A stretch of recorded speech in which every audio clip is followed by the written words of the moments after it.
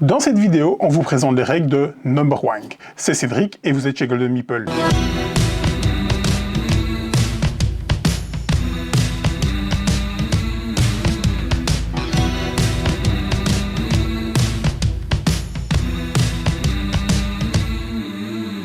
Number One est un jeu de pli pour 4 joueurs pour des parties d'à peu près 45 à 60 minutes à partir de 12 ans. Il est réalisé par Kartner Babakittis. Il est illustré par Alex Babakittis. Il est édité chez Gotcha Gotcha Games. C'est Thomas qui vous explique les règles. Number One est un jeu de pli en must-follow pour 4 joueurs uniquement.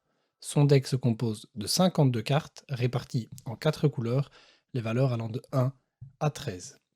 Le jeu vient également avec 8 cartes d'identification de joueurs, 2 par joueur, une règle en anglais, ainsi que des feuilles de scoring et des petits crayons. Pour la mise en place, nous allons distribuer 13 cartes à chaque joueur, ces 2 cartes d'identification de joueurs, ainsi que d'une feuille de score à chaque joueur. Chaque joueur va inscrire le nom des autres joueurs sur l'en-tête, en commençant par le joueur à sa gauche, donc ici vert, ensuite mauve, ensuite rouge. On détermine un premier joueur au hasard et nous sommes prêts à démarrer. Pour la phase de pari, chaque joueur va donner une de ces 2 cartes d'indicateur au joueur à sa droite dans la première et troisième manche, on peut regarder le sens de la flèche, ou à sa gauche à la 2 et 4e manche, et l'associer aux 13 cartes que le joueur avait reçues devant lui.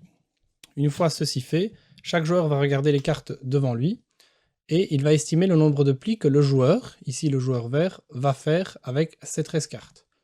Une fois qu'il a décidé, il peut le noter sur sa feuille de score, sur sa feuille de pari, pardon, et il va passer la main au joueur suivant.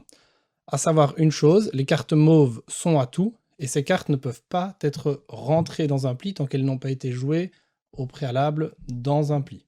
Donc, une fois que le joueur vert a fait ça, chaque joueur aura fait de même. Les 13 cartes vont changer. Le joueur ici reçoit maintenant la main du joueur mauve. Il estime combien de plis il pense que le joueur va faire. Il passe au suivant. Il va récupérer la main d'après. Il le note. Ensuite, il va récupérer sa propre main. Et ici, il n'a pas le choix. Il y a 13 plis qui sont donnés. Il va regarder ce qu'il a déjà parié. 2 et 4, 6 plus 3, 9. Il n'a pas le choix. Ici, il doit parier 4 pour arriver à 13. Une fois que chaque joueur a récupéré sa main, on peut enlever la carte de couleur associée. Tous les joueurs ont noté leur pari. En regardant sa main, les joueurs vont maintenant choisir 2 cartes qu'ils vont passer à un joueur.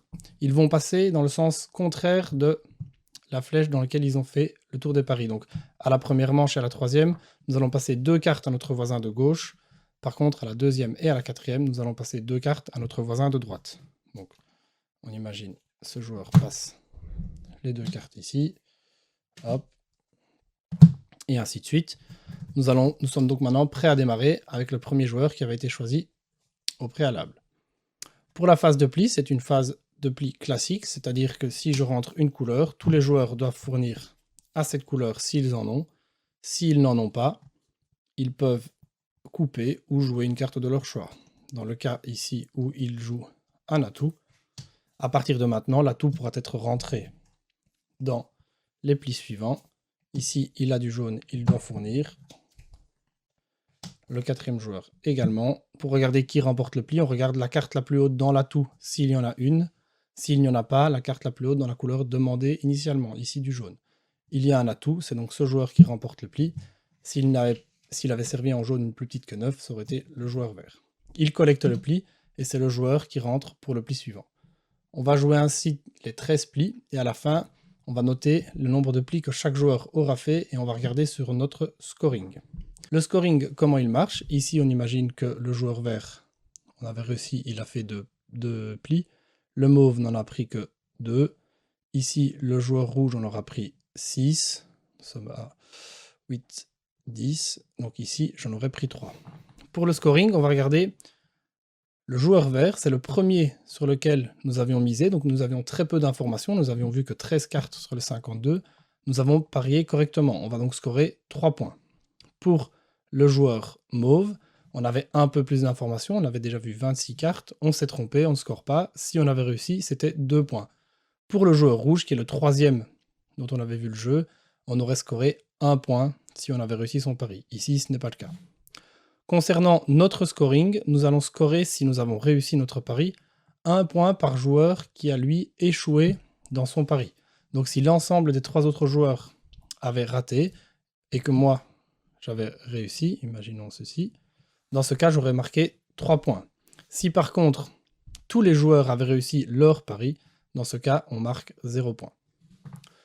On redistribue toutes les cartes, on part pour la deuxième manche, on en fait 4, et à la fin, celui qui a le plus haut total dans la partie l'emporte.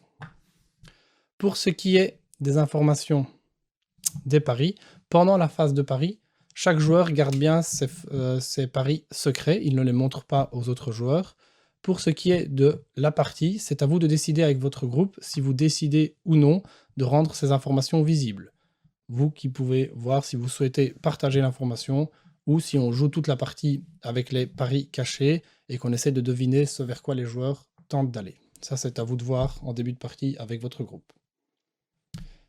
C'est tout pour moi, vous savez tout sur Number Wang et moi je vous dis à bientôt sur Golden Meeple. Merci Thomas, vous savez donc jouer à Number Wank. Vous le retrouverez sur notre site www.goldenmeeple.be dans la rubrique Import ou dans la rubrique Jeux de pli. Prenez le pli, salut!